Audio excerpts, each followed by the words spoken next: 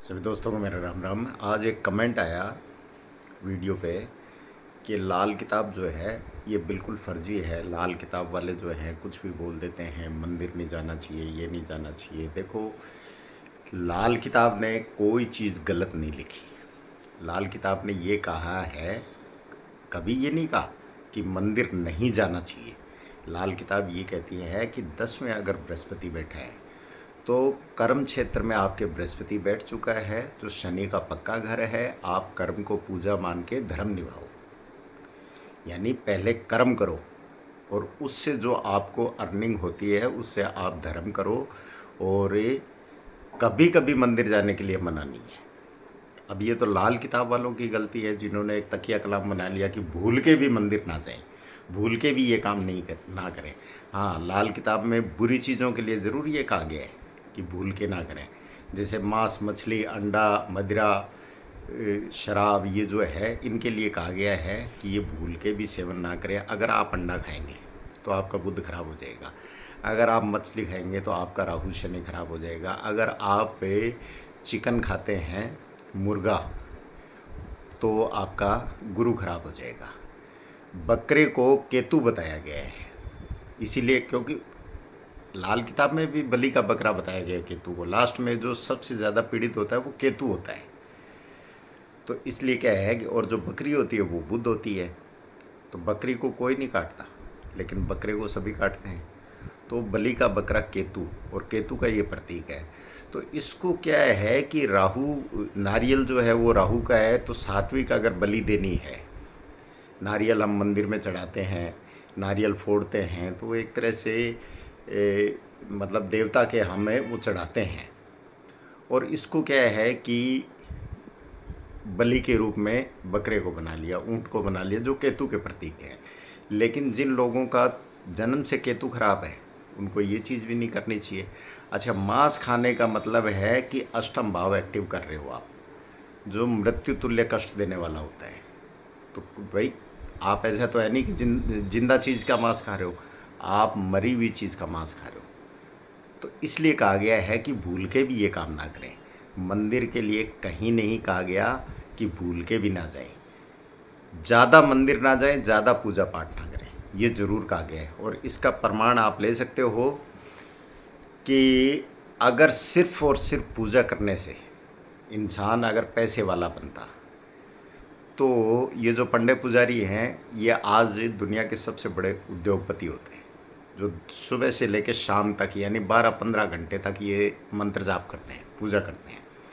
और जो उद्योगपति हैं, नेता हैं, अभिनेता हैं, वो क्या है, इनकी जगह बैठे होते हैं। तो बृहस्पति की कहने का मतलब है कि पूर्व जन्म में आपने इतने ज़्यादा पूजा पाठ किए हुए हैं, इस टाइम आपका कर्म क्षेत्र में बृहस्पति बैठा है, वो ये चीज़ बता रहा है। तो आप अपने शनि को यानी कर्म को पूजा मानते हुए धर्म निभाओ। अब धर्म में क्या है कि मंदिर जाके ईश्वर का शुक्रिया अदा करना, ये अदा करना। और दूसरा, अपने रिश्तों की परवाह करना। घर में कौन है, कैसा है, कौन कौन से रिश्ते हैं। अब इसके घर में शनि चालाक ग्रह है, तो शनि डिप्लोमेटिक है। तो शनि के घर में कोई भी ग्रह बैठेगा तो उसको शनि का प्रभाव अपनाना पड़ेगा। इसलिए ये बताया गया है कि जितना आप चालाक बनो, किसी का बुरा नहीं करना, लेकिन जितना आप चालाक बनते हो उतना ही आपके लिए अच्छा होता है। तो ये कोई गलत चीज़ नहीं बताई। अब आती है बात बृहस्पति साथ की, मंदिर ना जाए। तो इंसान क्या करता है, चाहता तो वो शुक्र को है, उसको भोग विलास चाहिए, लग्जरी चाहिए, ऐश आराम चाहिए, सारा कुछ चाहिए। और शुक्र कौन है, दैत्य गुरु है। बृहस्पति कौन है, देव गुरु है। तो बृहस्पति की कहते हैं कि कृपा जो है वो अच्छी मानी गई है। दृष्टि, जहाँ बृहस्पति दृष्टि डालता है वो ग्रह शुभ होता है।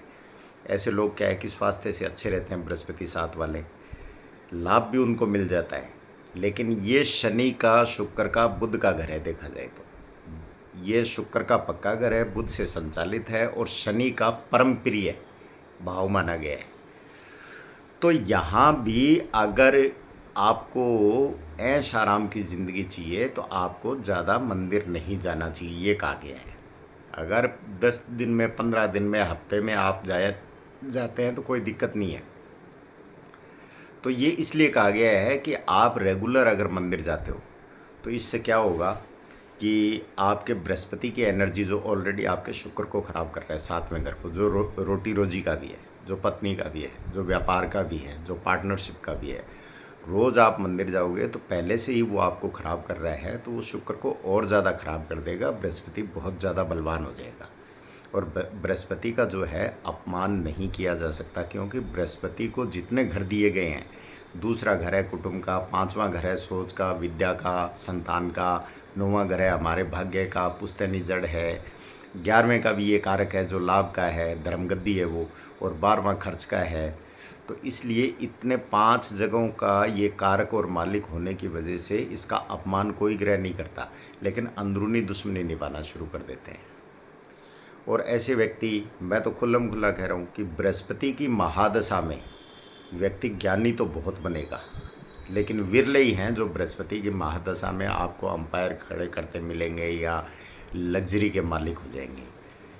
तो बृहस्पति क्या है, ज्ञान का कारक है। आपको ज्ञान दे देगा कि यहाँ से यहाँ जाना चाहिए, ऐसे करना चाहिए, ये करना चाहिए, ये करेंगे तो फ़ायदा हो जाएगा, ये करेंगे तो नुकसान हो जाएगा, लेकिन उस ज्ञान को जो है उल्टा ले लिया।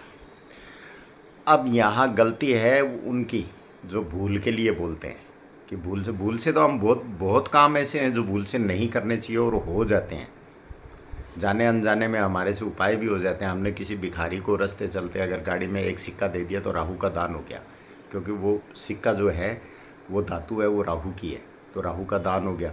बुध का दान हो गया, गोल है वो, चूँकि वो देश में प्रचलित है, सरकारी ठप्पा लगा हुआ है, सूर्य खराब है तो सूर्य का दान हो गया। सूर्य बुध राहु 3 ग्रहों का दान हो गया। अब जो भी ग्रह खराब है वो तो अच्छा फल देगा ही देगा। तो वो पंडित जी ने थोड़ी बताया है, वो हो गया ना जाने अनजाने में। अब किसी ने बोल दिया तो भूल के भी सिक्का दान मत करना, तो हो गया तो क्या हो गया उसमें। कोई तो इनमें से, राहु तो मोस्टली क्या है, ख़राब ही चल रहा है, सभी का ख़राब ही होता है। तो वो भूल के अगर हो गया तो राहु तो ठीक हो गया कम से कम है। तो ये गलती उनकी नहीं है, लिखने वालों की। लाल किताब ने बहुत अच्छे से क्या है हर चीज़ को बताया है, समझने वाले की गलती है। लाल किताब ये कहती है कि बहन बेटी को क्या है कि हमेशा खुश रखो। लाल किताब कहती है भाई भाई आपस में बना के रखो। लाल किताब कहती है माता पिता की सेवा करो। लाल किताब कहती है बुज़ुर्गों की सेवा करो। लाल किताब कहती है कि दीनहीन लोगों की सहायता करो। लाल किताब कहती है जीव मात्र के प्रति प्रेम करो। कहाँ लाल किताब ये कहती है कि आप मंदिर मत जाओ। लाल किताब ये कहती है कि आप ज़्यादा मंदिर मत जाओ।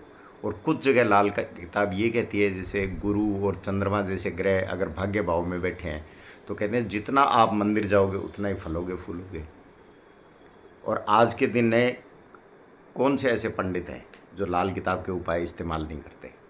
मैक्सिमम 90% जो है यूट्यूब पे देख लो, इस पे आपके क्या बोलते हैं पॉडकास्ट में जो आते हैं, बल्कि वो तो लाल किताब से भी हट के ऊपर जा रहे हैं। पता नहीं कहाँ कहाँ से शब्द लेके आते हैं कि ये चैंट करना शुरू कर दो। मतलब उस चीज़ को तो वो भूल ही गए। क्या हमारी जो भारतीय संस्कृति में क्या लिखा है, वैदिक ग्रंथों में क्या लिखा है, उन्होंने तो अलग ही एक अपनी परंपरा बना ली। तो यहाँ हमें इस चीज़ को गलत नहीं मान सकते। लाल किताब में कोई चीज़ गलत नहीं दी हुई है। और शुरू में मैंने भी वैदिक से शुरुआत की हुई है, लेकिन उपाय जो लाल किताब के हैं, प्रिकॉशन हैं, वो तो अच्छे हैं, इसमें कोई दो राय नहीं। लाल किताब ये कहती है कि 6, 8, 12 में आपसी दुश्मन ग्रह, मान लो 6ठे में आपके शनि बैठा है, अष्टम में आपके सूर्य बैठा है, 12वें घर में आपके ये मान लो शुक्र बैठ गया, तो आपस में क्या है कि सूर्य शुक्र और शनि तीनों आपस में दुश्मन है। शनि और शुक्र तो मित्र हैं और दूसरा घर खाली है। तो जितना आप मंदिर जाएंगे उतना आपको नुकसान होगा। नुकसान क्या होगा, हेल्थ और वेल्थ दोनों का होगा। कारण क्या है, लाल किताब का एक फॉर्मूला है सीधा सा कि शुरुआत होती है अष्टम भाव से। 8वां घर दूसरे को देखता है, दूसरा छठे को देखता है, छठा 12वें को देखता है, 12वां फिर क्या है फाइल भेजता है अष्टम में, और 8वां फिर क्या है यानी शमशान का घर है, वो तीसरे घर से रवानगी करवा देता है अष्टम से अष्टम। तो दूसरा घर अगर आपने कायम कर लिया, यानी आप रोज़ मंदिर जा रहे हो, तो जैसे हम बीड़ी सिगरेट यदा कदा पी ली तो कोई नुकसान नहीं है, शराब वगैरह यदा कदा पी ली कोई नुकसान नहीं है। लेकिन रोज़ अगर शुरू कर दिया तो रोज़ तो क्या है, जिस टाइम आप खाना शुरू कर दोगे कि इस टाइम खाना खाना है, तो आप 10 दिन अगर सुबह जल्दी 6 बजे खाना खा लोगे तो आपकी आदत बन जाएगी 6 बजे खाने की। तो इसी तरीके से ग्रहों की एनर्जी जो है वो इकट्ठी हो जाती है। इसलिए यहाँ लाल किताब को गलत ना मानते हुए आप खुद इस चीज़ को समझें, खुद एक्सपेरिमेंट करें इस चीज़ का। जिन लोगों के साथ बृहस्पति है, भाई शुक्र को ज़्यादा बल दो, आप बृहस्पति को ज़्यादा मत दो। 10 बृहस्पति है तो आपने ऑलरेडी क्या है, पिछले जन्म में कर्म है इतने अच्छे किए हुए, अब आप चालाकी से क्या है कि शनि के क्षेत्र में चलो, आपको खूब बरकत मिलेगी। और एक्सपेरिमेंट करके देखने में कहाँ दिक्कत है। महीने जो जिनको पूजा रास आती है, वो जिनको जो पूजा कर रहे हैं और फिर भी क्या है दुखी हैं, वो थोड़े दिन पूजा छोड़ के देख लें, उनको परिणाम सामने आ जाएंगे। अगर अच्छे नहीं मिले तो पूजा कहीं भागी नहीं जा रही, दोबारा शुरू कर दो। और जो क्या है पूजा बिल्कुल नहीं करते हैं, वो करके देख लो, परिणाम सामने आ जाएंगे। अगर ना अच्छे मिले तो आप वापस क्या नास्तिक हो जाओ। उसमें क्या है, भगवान कभी किसी को ये नहीं कहता कि तुझे मेरे ही दरवाजे पे पड़ा रहना है। आप मंदिर जाओ, हमारे पूर्वज जो है हमारे सबके कुल देवता बने हुए हैं, आप मंदिर जाओ, वहाँ आप अपने घर की कनेक्टिविटी करते हो तो बृहस्पति की दृष्टि आती है। दृष्टि बृहस्पति की अच्छी मानी गई है। कायम करना बृहस्पति को खराब माना गया है, स्थान नहीं करता, ये तो ग्रंथ कहते हैं। तो अब जब से ये बड़े बड़े जो घरों में क्या है पूरे कमरे के कमरे बना के और उसको मंदिर का आकार दे दिया जाता है, तो जब से ये सिस्टम शुरू हुआ है तब से क्या है लोग ज़्यादा नुकसान में गए हैं। बल्कि रिश्ते टूटते जा रहे हैं, एकांकी परिवार होते जा रहे हैं, एक दूसरे की कदर नहीं है। रही सही कसर जो है मोबाइल ने, इन्होंने सोशल मीडिया ने पूरी कर दी। कि पहले ज़रूरत तो महसूस करते थे एक दूसरे की, आजकल वो भी ख़त्म हो चुकी है कि ठीक है सामने अपने टाइम पास तो है ही, तो नए एक दूसरे से मिलते हैं, तो एक तरह से ये मंगल भी खंडित होता जा रहा है। तो यहाँ आते आप अगर लाल किताब को फॉलो करोगे तो लाल किताब बहुत काम की चीज़ मिलेगी। आप करके देखें, एक्सपेरिमेंट करके देखें, उसको पढ़ के देखें, उसको समझ के देखें। एक रटा रटाया ज्ञान की लाल किताब में ये लिख दिया तो यही हमें बोलना है। नहीं, राइटर कहना कुछ चाहता है, लोग बोल कुछ देते हैं। राइटर ने कहीं भी ये नहीं कहा है, कम का कहा है, ये नहीं कहा भूल के भी तो मतलब विद्वानों ने खुद ने लगाया है। तो आप खुद करके देखें, आपको लाभ होगा। नमस्कार, धन्यवाद।